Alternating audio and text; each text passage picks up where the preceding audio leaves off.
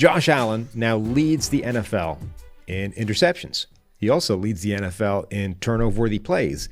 And yet, he is still our third highest graded quarterback on the season. How is that possible? The other stuff has been great. I mean, I think the thing to think about when looking at players is there can be both good and bad plays, right? And sometimes we focus a lot on the negatives, and other times we focus a lot on just the positives. And a lot of our Explain the Grades are saying, I know you think linebacker X, Devin White, made all these great plays. NFC Player of the Week. Did he get it again? Yeah.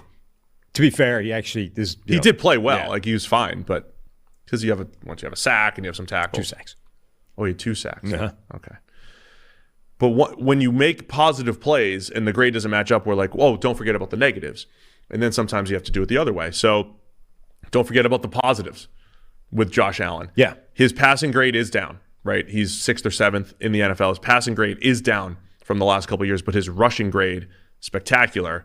And that's a big part when we roll it up to the overall. Yeah. It's essentially the weight of positive plays that he's making that are still being counted. And like you said, it is impacting his passing grade more than anything else. So if all you're interested in is the quarterback's performance passing, he drops from 3rd to 7th.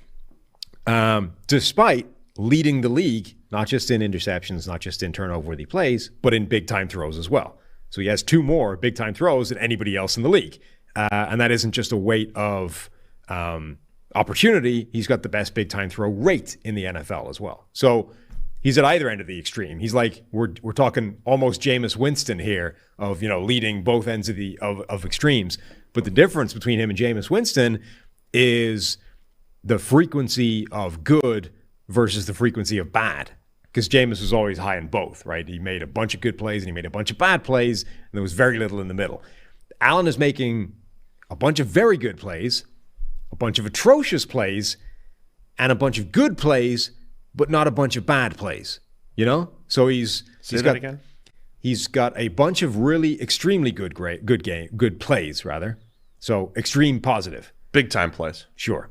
A bunch of extremely bad plays. Turnover-worthy plays. Extreme negative. A bunch of good plays, marginal positives, just positives, positive grades, but not a bunch of marginal negatives.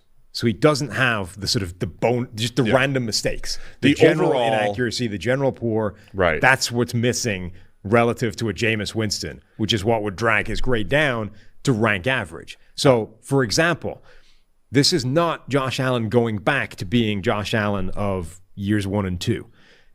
In his first season in the NFL, 17.6% of his plays earned a positive grade. In year 2, it was 17.8%.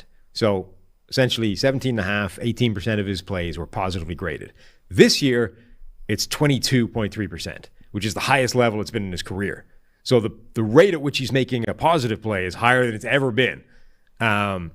It's the fact that he's offsetting that with some truly catastrophic plays.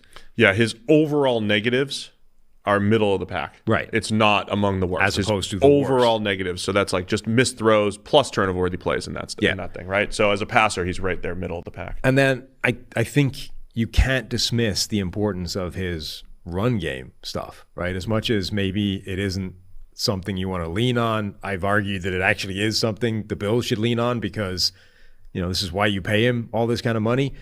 But he gets a ton of first downs. I think only Lamar Jackson and one other Probably quarterback have more rushing first downs than Josh Allen. And they tend to be in really high leverage situations. Like you turn to Josh Allen for that play when you desperately need it, when it's third down, fourth down. It's Josh Allen that's the guy making that rushing play happen. So those Fields, Lamar, Josh Allen, actually. There you go, yep. Fields. So the fact that he has 35 rushing first downs is a really important thing. Yeah. I mean, he's got almost 500 yards on the ground, 4 touchdowns. So we're over halfway through the season, but we're talking 700-800 yards on the ground that he'd be on pace for. We'll see what happens in the blizzard here. Yes. This year, the super thunder blizzard. But yeah, so Josh Allen overall playing well. Also, as Nick is going to ask, do we weigh things a little, more in the fourth quarter versus the second quarter? Not necessarily. So the fact that Allen's worst plays are coming at the worst time it's not necessarily affecting his grade, but I think but we can add that context, right? And just say, hey, you just add it as part of the context. He's playing really well, but there are issues in the second half, or there are issues in the fourth quarter, and that needs to be better. But just for some context, Tua has 2 rushing first downs this season. Patrick Mahomes, whose rushing is actually, a pretty important part of Patrick Mahomes' game, albeit in a different way, has 14. So Josh Allen has more than double the rushing first downs that Patrick Mahomes does, right? This is one of the reasons why his grade is maintaining as high as it is, despite leading the league in turnover-worthy plays and interceptions.